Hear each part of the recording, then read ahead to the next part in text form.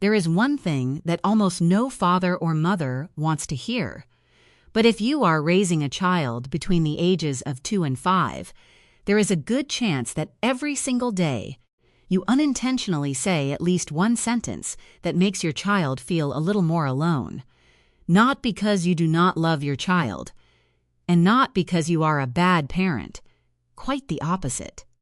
Everything you do comes from wanting your child to grow into a kind person, someone who knows how to behave, who knows how to listen, who knows how to respect others.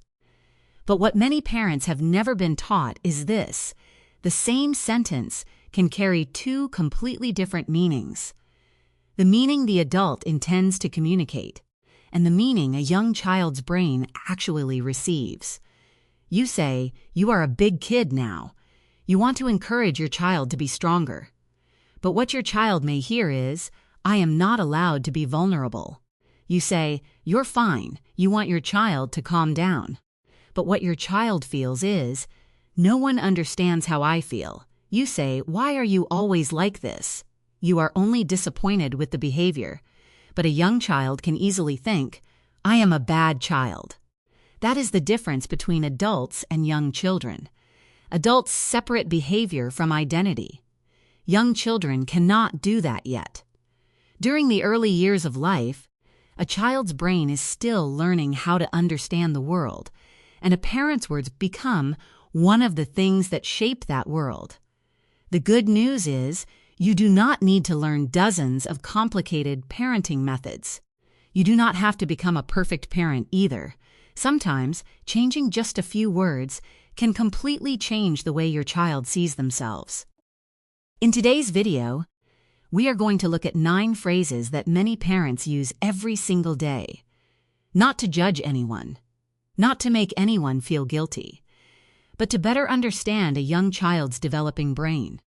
Because the ultimate goal of parenting is not to raise a child who stays quiet all the time. It is to raise a person who knows how to love themselves, who knows how to regulate their emotions, who knows how to respect other people, and who always feels safe coming home. Praise number 1, "You're just overreacting." This is an incredibly common phrase, especially when a child cries over something adults consider small. A cracker breaks in half. Their socks are the wrong color. It is time to leave the playground. Or someone picks up their favorite toy. Adults look at the situation and think, "Is this really worth crying over?" But here is what matters. A child's brain does not evaluate situations the way an adult's brain does. For a 3-year-old, leaving the playground may be the biggest disappointment of the entire day. Not because they are spoiled, but because they simply have not lived long enough to put things into perspective. When you say, "You're overreacting," you unintentionally send your child a message. Your feelings are wrong. The way you react is not normal. After hearing this enough times, a child may begin to doubt their own emotions. Instead of helping your child deny their feelings, help them name those feelings. You could say, "I know you're really disappointed. You really wanted to keep playing, didn't you? It's hard to stop when you're having so much fun." Just 3 short sentences, but they make an enormous difference. When a child's emotions are acknowledged, their brain begins to feel safe, and only when they feel safe can they begin to calm down. That is why a parent's first goal should never be to stop the crying. It should be to help the child move through those emotions in a healthy way. Asterisk, raising number 2. If you don't listen, I'm going to leave you here. Maybe you only say it to scare your child. Maybe you know you would never actually do it. But a young child does not. To a child, their parents are their whole world, the one place where they feel completely safe. So every time they hear phrases like, "I'm leaving without you," "Daddy doesn't want you anymore," "You can stay here by yourself," their brain does not hear a warning. It hears a real threat.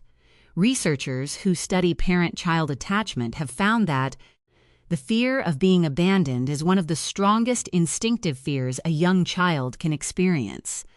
Even if a parent is only joking, a child's nervous system may still respond as though danger is real. That does not mean you should never set limits. Quite the opposite. Children need clear boundaries. But instead of using fear, describe what is going to happen. You need to hold Mommy's hand while we cross the street. If you keep running away, Mommy will have to carry you to keep you safe. Here, you are not creating fear. You are creating clarity. Children cooperate much better when they know what to expect. Instead of constantly worrying about the worst thing that might happen to them. Asterisk. Ray number 3. Why can't you behave like your brother or sister?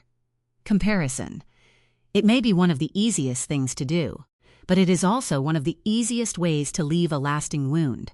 When parents are exhausted, we often think if we use another child as an example, our child will be motivated to change. But in reality, the opposite usually happens. What a child hears is not, "You need to behave better." What they hear is, "I am not good enough. I will always be less than someone else. I disappoint my parents." The sad truth is, no one grows up with healthy self-esteem by constantly being compared to someone else. Every child develops at their own pace. Every child has their own strengths, their own personality. Some children are naturally outgoing. Some are quiet observers. Some begin talking very early. Others take longer to develop language. None of those things determine their worth. As parents, the best thing we can do is not to ask, "Why aren't you like everyone else?" Instead, ask, "Are you becoming a little better than you were yesterday?" A child who is encouraged to compete only with themselves grows up with confidence, instead of growing up believing they must always be better than everyone else. Asterisk. Praise number 4. Don't bother the grown-ups. Most of us probably heard this sentence when we were children. The adults were talking, working, answering a phone call. Then a little child came running over, wanting to show a picture they had just drawn, wanting to tell everyone about the butterfly they had just seen, or simply wanting a hug. The response was often, "Don't bother us. Go play outside. Let the adults talk." At first, it sounds like a perfectly ordinary sentence. But when it is repeated often enough, a child's brain begins to build a very dangerous belief. I only matter when adults have free time. My needs always come last. I shouldn't ask anyone for help. That is one reason why so many adults struggle to express their emotions. They apologize before asking for help.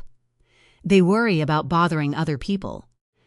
They believe their problems are not important enough to share. Not because they were born that way, but because very early in life, they learned that their presence was an inconvenience. That does not mean parents should stop everything every time their child calls. That is not realistic either. A child does not need immediate attention every single time. What they really need is to know that you will come back. You can smile and say, "Daddy needs 2 more minutes to finish talking. Then I want to hear everything you have to tell me." A clear promise, eye contact, a gentle touch on the shoulder. Sometimes that is all it takes for a child to feel truly seen. Asterisk. Raise number 5. Boys don't cry. This is one of the most common phrases parents say. And it is also one of the ones that leaves the deepest scars. Many people believe they are teaching their son to be strong. But in reality, they are teaching him to hide his emotions. A little boy who gets hurt, who feels disappointed, or who experiences emotional pain has every right to cry, just like every other human being. Tears do not make a child weak. What makes a child feel weak is believing that they must carry every painful feeling alone. Psychologists have found that children who are allowed to name and express their emotions usually develop stronger emotional regulation as they grow older. On the other hand, children who are constantly told to suppress their feelings often express those emotions in other ways. Through anger, irritability, or emotional withdrawal. Instead of saying, "Boys don't cry," try saying, I know you're feeling really sad. It's okay to cry. When you're ready, we'll talk about what happened. That does not make a child weak. It teaches them something much more important. Their emotions are not the enemy. Asterisk, Ray number 6. I'm disappointed in you. There are some sentences that adults forget very quickly, but children remember for a very long time. I'm disappointed in you is one of those sentences. Most parents say it because they want their child to recognize their mistake. But what children often hear is, I made mommy sad. I'm not a good child anymore. I'm only loved when I behave the right way. A parent's love should never become a reward for good behavior, and it should never disappear when a child makes a mistake. What children need to learn is that actions have consequences. Not that their worth depends on whether they make other people happy. Instead of saying, I'm disappointed in you, focus on the behavior. What you just did hurt your little brother. That choice wasn't okay. Let's figure out a better way to handle this. It may sound like only a few words have changed, but the difference is enormous. One sentence judges the child, the other addresses the behavior, and that difference helps protect a child's self-esteem, even while they are learning to take responsibility for their mistakes. Asterisk number 7. You're driving me crazy. Almost every parent has said this at some point. After a long day, you are exhausted. Your child refuses to get dressed, refuses to brush their teeth, keeps saying no, keeps testing your limits. Finally, the words slip out. You're driving me crazy. In that moment, maybe you are simply trying to release some of your frustration, but to a young child, the message sounds very different. Your child begins to think, I am the reason mommy is unhappy. I ruin everything. I am a difficult child. That is a burden no child should ever have to carry, because children are not responsible for managing an adult's emotions. Adults are responsible for managing their own emotions. That does not mean you have to pretend you are never tired. Quite the opposite. Being honest about your feelings is healthy, but express them in a way your child can understand. You could say, Mommy is feeling very tired. I need a few minutes to calm down. It's not because you're a bad child. It's because today has been a very hard day. You are teaching your child something incredibly important. Every person is responsible for their own emotions, not for carrying someone else's emotional burden. That lesson becomes the foundation for healthy relationships later in life. Asterisk, Raise number 8. If you don't behave, the boogeyman will come and get you. Maybe where you live, there is no such thing as the boogeyman. Some parents use the police instead. Some use the doctor. Some use the teacher. Some threaten to leave their child behind. Goal always the same, to make the child afraid, so they will obey. It is true. Fear can create silence very quickly, but that does not mean a child has actually learned what is right. Child development experts often emphasize that discipline based on fear only creates obedience in the short term. Over time, it weakens a child's sense of security. When a child believes the world is full of threats, their nervous system stays on high alert. That makes it harder to focus, harder to learn, and much easier to become anxious. Instead of using fear, talk about the real consequence. If you run into the street, a car could seriously hurt you. That's why I need you to hold my hand. You do not need to invent a frightening character. The truth is enough to teach the lesson. Our goal is not to make children afraid. Our goal is to help them understand. Asterisk, phrase number 9. Why do you never listen? This may be the most common phrase of all, and it is also the one that leaves many parents feeling completely helpless. After repeating yourself over and over again, you eventually ask, why do you never listen? But try looking at the situation through your child's eyes. Imagine a 3-year-old, completely absorbed in play. Their brain is fully focused on what they are doing. When a parent calls their name, they are not always ignoring it on purpose. Very often, Their brain simply needs a little more time to shift its attention. That is a normal part of development, not defiance. There is something else worth noticing. The question, "Why do you never?" can quietly become a label. You are a child who never listens. When a label is repeated often enough, it can slowly become part of a child's identity. Instead of asking, "Why do you never listen?" try connecting first. Walk over to your child. Gently touch their shoulder. Look into their eyes.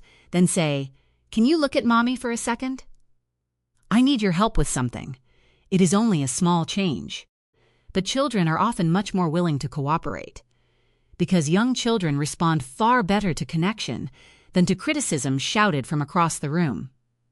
Asterisks ending.